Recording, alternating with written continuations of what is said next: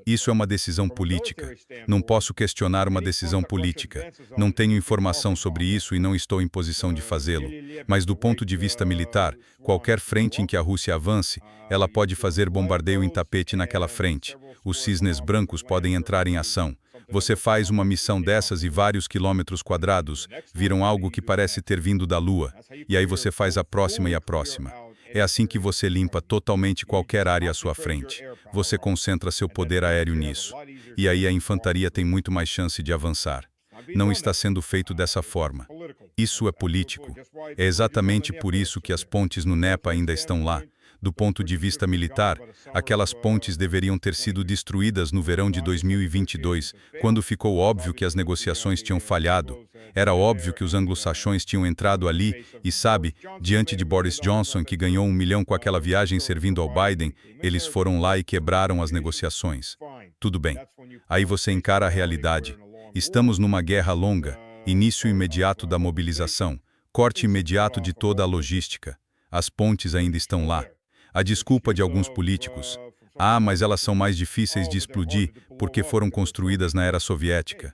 Certo, tudo bem. São difíceis de explodir. Foram feitas para resistir a um ataque nuclear, ótimo. Tudo o que foi construído pode ser destruído. Não importa quanta munição seja necessária.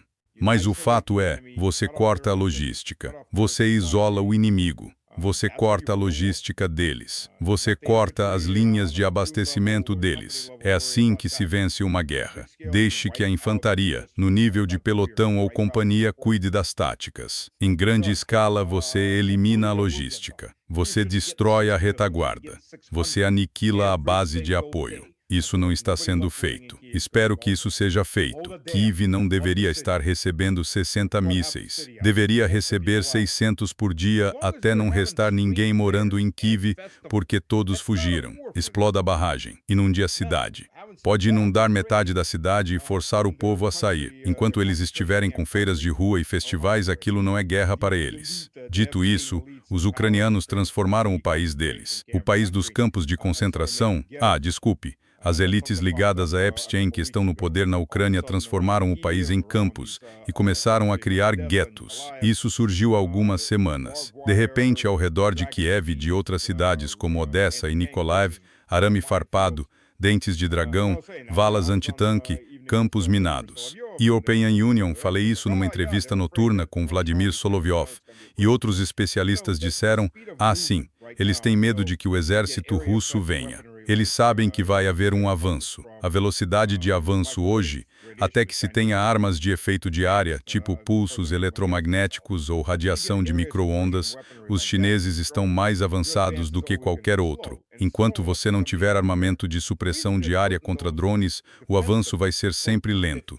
E lento o bastante para alguém se preparar. O motivo de erguê-las, entre aspas, posições defensivas, é porque a Ucrânia pode ser um campo de concentração, mas é um campo grande. Eles tiraram os homens das aldeias e das pequenas cidades. Agora estão mirando os grandes centros como Kiev, cuja população cresceu porque homens fugiram de toda a Ucrânia, se escondendo, comprando ou alugando apartamentos, refugiando-se em Kiev. Porque em Kiev eles ainda não estavam recolhendo a carne. Agora começaram. As pessoas começam a fugir de Kiev. Agora você monta esses, entre aspas, anéis defensivos. Tente atravessar um campo com arame farpado e minas. Tente passar dirigindo por um campo. Você não consegue. Qualquer estrada que sai de Kiev tem um posto de bloqueio e um ninho de metralhadora. Tente passar por ali de carro. Basicamente colocaram a carne no curral e agora estão colhendo, ativamente. Há cerca de 3 milhões de pessoas em Kiev. Agora começaram a sentir a guerra, mas é preciso fazer com que não possam ficar lá. Quando 1 milhão de pessoas tenta sair da cidade, não importa que posto de bloqueio você coloque lá, vão conseguir sair da cidade. Tem que forçar a população a sair do campo de batalha e derrubar esse poder. Tem que ir atrás de Zelensky. Podemos deixar o Zelensky em paz. Ele é um parasita tão irritante. Sabe, você não quer alguém que seja menos irritante, mas você pode ir atrás das pessoas dele. A Ucrânia não é governada por uma ideologia. Não realmente. Sim, há nazistas ideológicos, mas eles não estão realmente no poder. As pessoas no poder são cleptocratas. Eles estão estão lá porque não vão morrer de velhice na Ucrânia. Vão se alimentar da Ucrânia até não restar mais nada, até venderem a última criança para o campo de batalha e tirarem o último centavo que puderem do Ocidente. E então eles fogem. A questão é, se você tornar ficar aqui muito caro para eles... Paul, não conseguimos te ouvir, pode falar? Agora conseguimos te ouvir, pode continuar, conseguem me ouvir? Interrompe porque acho que estamos ficando sem tempo. E European Union só queria dizer que o que ouvimos é a forma de lutar uma guerra, ou pelo menos como se lutava antes da guerra de drones. Mas Putin tomou a decisão de não travar uma guerra. Ele fez uma operação militar especial confinada ao Donbass. Então, isso o impediu de realmente travar uma guerra. Foi meio que uma ação policial para expulsar os ucranianos das duas repúblicas independentes, Donetsk e Luhansk, que Putin havia finalmente anexado de volta à Rússia. Bem, foi uma decisão estúpida, porque não dá para lutar quando você não faz nada para impedir que o oponente continue a guerra, e a razão pela qual essa pequena operação está agora no seu 5º ano é que as forças russas foram sistematicamente impedidas de atacar a capacidade de Zelensky e do seu governo de continuar a guerra. Sim, absolutamente. Os russos poderiam ter acabado imediatamente com qualquer capacidade da Ucrânia de travar uma guerra. Poderia ter sido uma guerra de 5 dias, mas Putin se recusou. E assim ele permitiu que, ao longo do tempo, já estamos na metade do 5º ano, um conflito menor se alargasse. Ficou cada vez mais amplo e não termina. E agora toda a natureza do conflito mudou com a guerra de drones e com a capacidade da Ucrânia, com a ajuda da Europa, de produzir um grande número de drones. Os ucranianos conseguiram levar a guerra para o interior da Rússia. As baixas entre civis russos aumentam a cada dia. As exportações de petróleo russas caíram 68% neste mês, em comparação com o mês anterior. Aeroportos fechados, a internet cortada, empresas sem conseguir fazer transações. É uma enorme perturbação da vida. E há cada vez mais russos com deficiência, sem braços, sem pernas, sem olhos, e o público está vendo isso. E assim Putin está minando a própria população porque se recusou a lutar e ainda se recusa. Veja, quem é o negociador dele? É o ministro das Relações Exteriores? O chanceler? Não. É alguém da inteligência militar? Não. Quem é, então? É o representante dos oligarcas russos, Kirill Dmitriev. Ele é o negociador de Putin. E o que ele está fazendo? Ele está negociando com os negociadores de Trump. Quem são eles? o genro de Trump, e Witkoff, um empreendedor imobiliário judeu. E o que eles estão negociando? Negócios. Isso, bem, essa é a situação. Há um crescente desassossego na Rússia, não só entre os militares e o serviço diplomático, mas entre o povo. Se você olhar algumas publicações nas redes sociais feitas por russos, eles querem saber por que não estamos lutando. O que Putin está fazendo? Oh, é o O país está se voltando contra ele. E então fazemos a pergunta de novo. Mais uma vez, parece que estamos diante da incapacidade de líderes de perceber a realidade. Assim como os iranianos não conseguem perceber que Israel está decidido a destruir ciolos.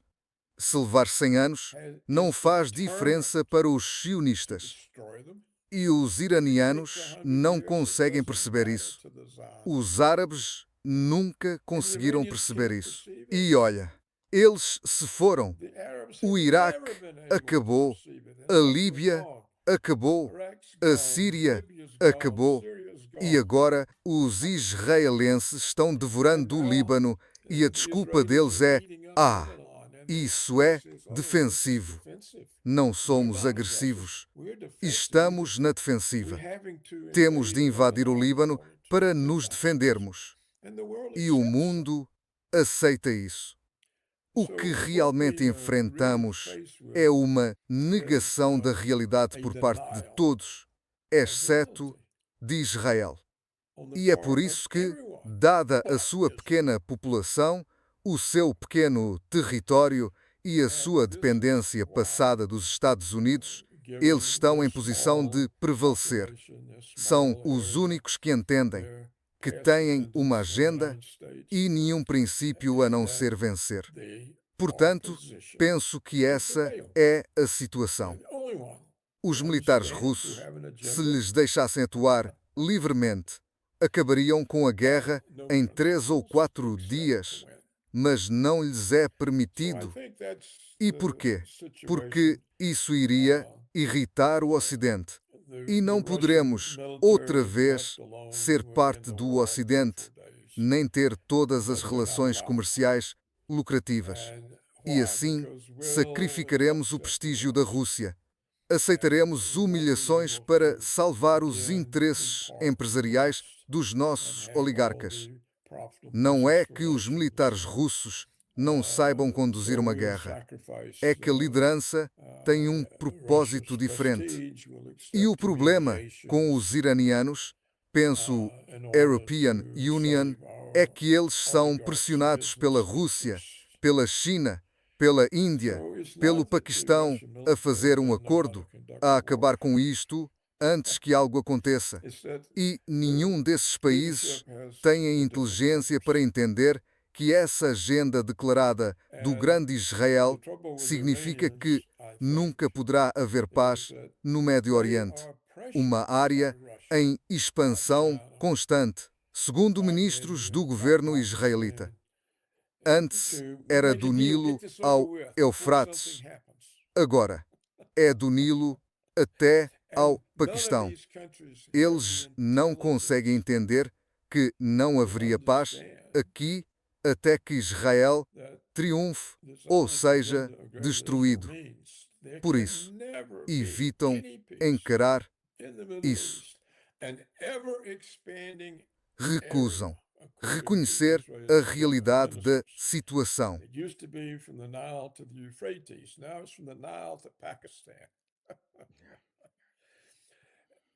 They can't understand that there'd be no peace here until Israel succeeds or Israel is destroyed. And so they evade it.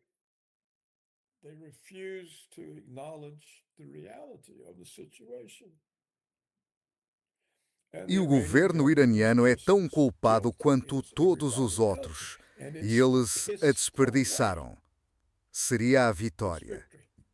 E European Union acredito que ficará presa num processo de paz sem fim, como aconteceu com os palestinianos. E pode durar um século, e o Putin está preso na mesma situação na Ucrânia. Há quanto tempo o Putin está a fazer isto? Quando foi a reunião em Anchorage? Foi há 1 ano? 2 anos? Há quanto tempo foi? Quase há um ano, sim. E o que aconteceu? Nada. Por isso, encerro o meu argumento. Não há líderes no mundo, além dos sionistas e de Israel, que tenham qualquer noção de realidade e não têm qualquer agenda, a não ser algo de curto prazo. Tirem isto das notícias. Portanto, penso que essa é a situação e gostava que se discutisse mais isto nesses termos. É algo que pode ajudar a trazer a realidade às pessoas. Mais suras. Stas, queres acrescentar algo antes de terminarmos? Não, não quero dizer nada. Vou arrepender-me mais tarde. O Paul acabou de destruir tudo. Acho que essa é a realidade, aliás. Sinto mesmo que essa é a realidade. Ele está a falar da realidade. Continua a ser oficial e esta continua a ser a minha pátria. E vou apenas dizer isto. Há uma antiga tradição russa em que o soldado e o oficial apagam os erros dos políticos com o seu sangue. Infelizmente, é uma tradição russa muito antiga, mas é o que é. Muito obrigado, Paulo e Stas, por terem estado conosco hoje. Foi um grande prazer. E vocês também podem contar com o Paulo, como o European Union disse antes. Até já. Muito obrigado. Obrigado a ambos. Fiquem por aí, está bem? Okay.